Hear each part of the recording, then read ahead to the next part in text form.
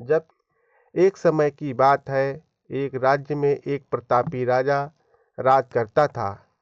एक दिन उसके दरबार में एक विदेशी आगंतुक आया और उसे राजा को एक सुंदर पत्थर उपहार में दिया। राजा वह पत्थर देख बहुत प्रसन्न हुआ।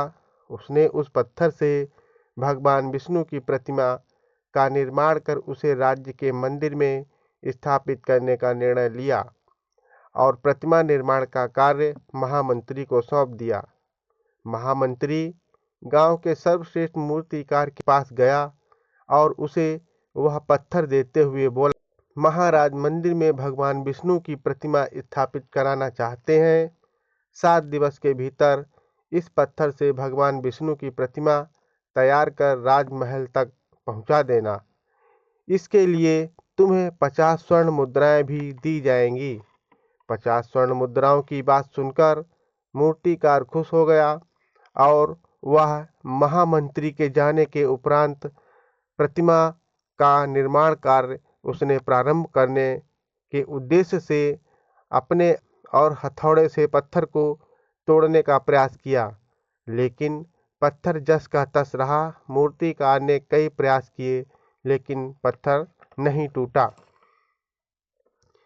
कई बार प्रयास करने के उपरांत मूर्तिकार ने अंतिम बार प्रयास करने के उद्देश्य से हथौड़ा उठाया, किंतु यह सोचकर हथौड़े का प्रहार करने से पूर्व ही उसने हाथ खींच लिया और सोचने लगा कि कई बार प्रयास करने के बाद भी यह पत्थर नहीं टूटा, तो अब क्या टूट जाएगा। वह पत्थर लेकर वापस महामंत्री के पास गया और उसे यह कहकर वापस कर आया कि इस पत्थर को तोड़ना नामुमकिन है, इसलिए भगवान विष्णु की प्रतिमा नहीं बन सकती। महामंत्री को राजा का आदेश हर स्थिति में पूर्ण करना था, इसलिए उसने भगवान विष्णु की प्रतिमा निर्मित करने का कार्य गांव के एक साधारण से मूर्तिकार को सौंप दिया।